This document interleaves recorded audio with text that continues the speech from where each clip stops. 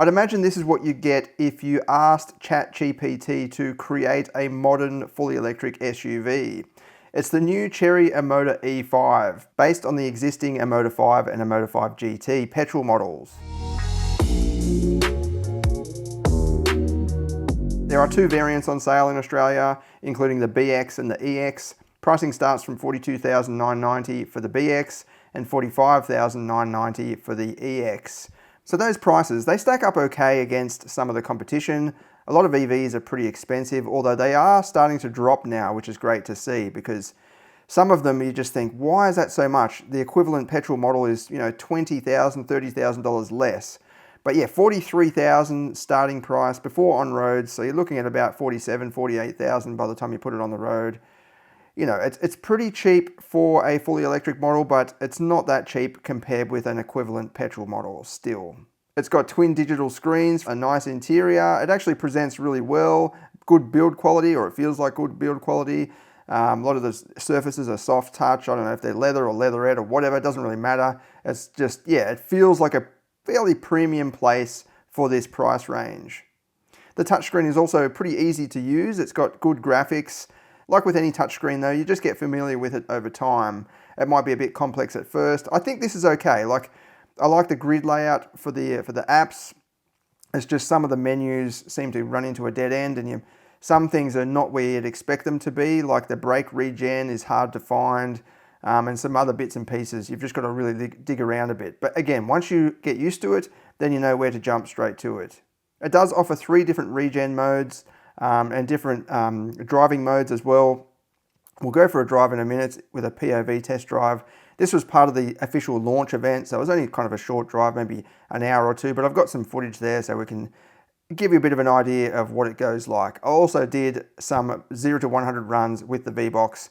It was on a public road, so I couldn't go any further than 100 kilometers an hour, but at least give you an idea of how it goes. It's got one electric motor at the front for both variants. There's no all-wheel drive option. And it produces 150 kilowatts and 340 Newton meters, which that's not bad. Some of the highlights that I've got listed here though, it does have a full-size spare wheel, which is quite rare for a modern SUV, particularly electric SUV, because the batteries are usually under the floor and it just makes it difficult to fit a full-size spare, so that's great. It was built on the same platform as the petrol model, but Chery says they developed it from the start to accommodate both electric and petrol. So it's not like it's a petrol model converted to electric, which can cause some sort of, not problems, but just you can kind of tell sometimes. Whereas this, yeah, it's created from the start to accommodate both. So developed parallel. There was also 8 months of local testing. So that's in Australia testing the vehicle before they launched it here. But the testing was specifically for the ADAS systems. So that's the driver monitoring camera, lane keep assist and all that kind of thing. Not the suspension and steering, unfortunately, which I'll get to later on in the POV test drive. Other than that, it is pretty big. Lots of rear seat space for this class, although rear visibility is tight because it's kind of like a coupe shaped SUV. Thick D-pillars, it makes it difficult to see out the back window. Very thin rear windscreen as well, especially if those headrests are up.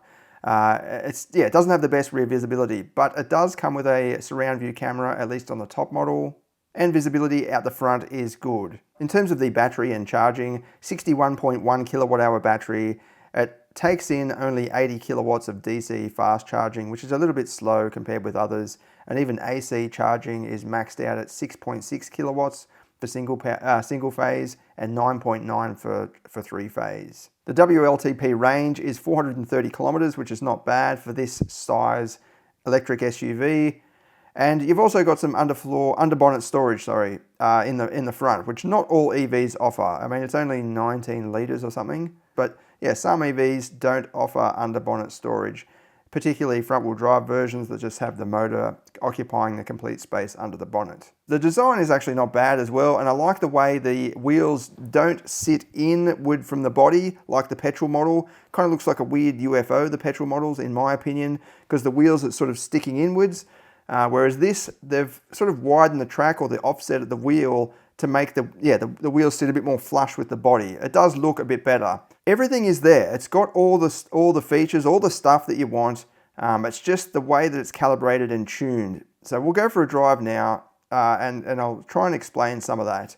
Particularly the steering. The suspension is soft. Most of these Chinese vehicles, they do like a soft ride suspension. My argument is, you know, if they've got flat roads in China, that's fine. But if you're going to launch a vehicle in Australia, you have to make accommodations for that. It's just like if, you know, European cars come over here and they're too stiff. We complain about that too. So I think they do need to work on the suspension a bit more just to tie it down a little bit.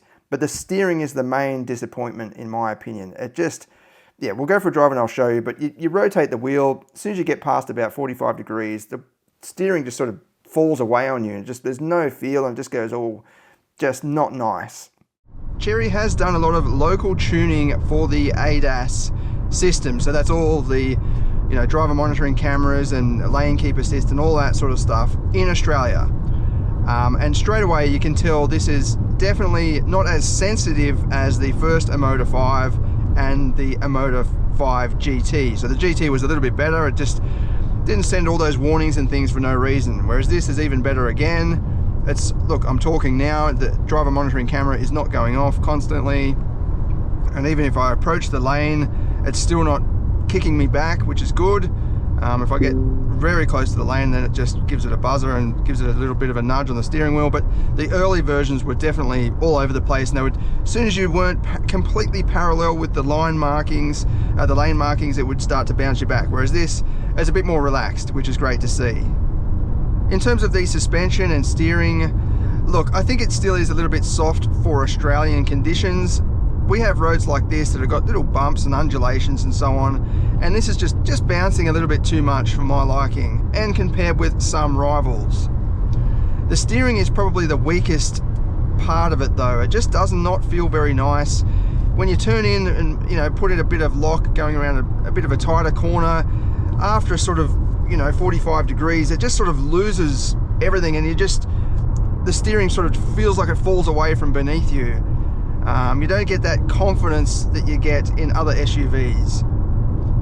Out on big sweeping bends though, like along here, that's not too bad. Like, there's a little bit of body roll you can feel, but not too much. It's not until you get to the tighter corners, which we drove on earlier, and yeah, it starts to just wobble a little bit too much. It is quiet and refined though, like there's no squeaks or rattles from inside the cabin. We're in the top model at the moment with the sunroof, and it doesn't seem to be rattling. Although just as we speak, there's a bit of a rattle coming from the dash over that side, but it's nothing too drastic. We are on a pretty ordinary road. I'd expect a little bit of a rattle or something, and it could be something in the glove box as well. But yeah, overall, it's pretty quiet. Wind noise isn't too bad. It's a reasonably breezy day today, so it's hard to sort of tell that, but yeah, it seems okay. This is an entry-level model. It's a budget-focused EV, so you can't expect Rolls-Royce levels of refinement and quality. The quality of the interior though is very nice, and it presents really well. You've got the twin screens across the dash, soft material along the dashboard as well. Even up here, it's kind of whatever it is, fake leatherette stuff, it doesn't matter as long as it feels good.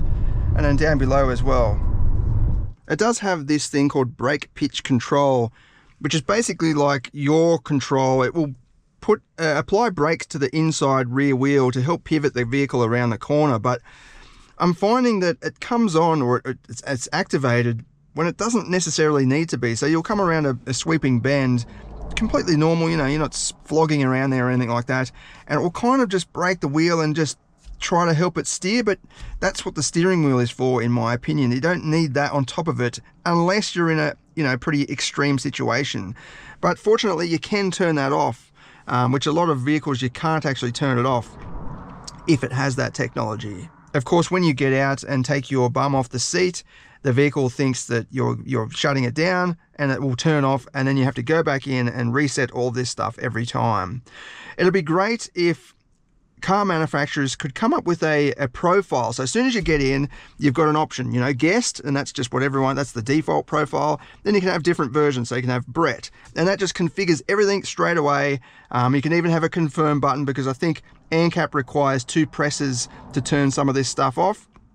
So you just have Brett and then confirm, bang, and it sets the vehicle up completely how you want it. But if your, grandmother gets into it, she gets in, doesn't push anything, just says go or whatever, and if you don't push anything at all, it just defaults to the guest profile, and everything else is switched on. So it still has that so-called safety net there for people that just jump in the vehicle. We'll see if we can do a 0 to 100 along here. It looks pretty flat. It actually is slightly downhill towards the end, but we'll see how we go. Okay, I've got the V-Box on the window there. It's better to have it on the outside, but it's not showing any problems. Usually if it's got a problem, it'll flicker, 0.1 kilometre an hour or something like that.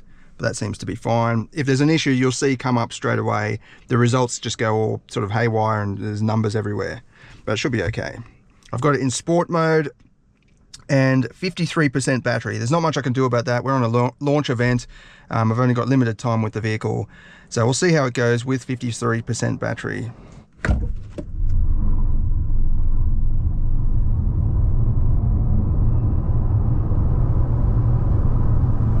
That's 100. That looks like it's done 7.1 seconds, which is pretty quick. Details, 7.09 seconds. That's reasonably quick, even for an EV, 150 kilowatts. I think the Kona electric 150 as well, or the previous models, they were doing about 7.1, 7.2 as well. So yeah, 7.09 is definitely up there with other vehicles in this specific class. I'll try and book one of these in as soon as I can for a full performance test, including the quarter mile on the private road. And I'll also try it with the stability control turned off. That was with it on. It kind of fought with the traction a little bit. Some EVs will do a bit better than that. They'll jump onto any wheel slip kind of just before it happens, whereas that was like biting a little bit, but it wasn't too bad. But we'll see how it goes with stability control off as well, just to see.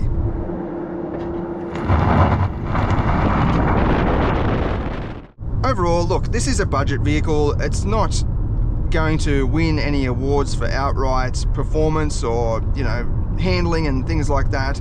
But if you are looking to get into the EV game and you want an entry-level SUV, this could be an option. Look, it's not my cup of tea. I think the suspension and steering is the biggest letdown. It's just way too floppy. Like, look at that. It's just wobbling too much. And the steering, I think, doesn't help at all. Like, the suspension alone, it's comfortable. So if you're driving in the city and so on, which is probably where this kind of vehicle is going to spend most of its time, you can absorb the bumps very well. But then you've got this steering that's it's almost too sensitive at times.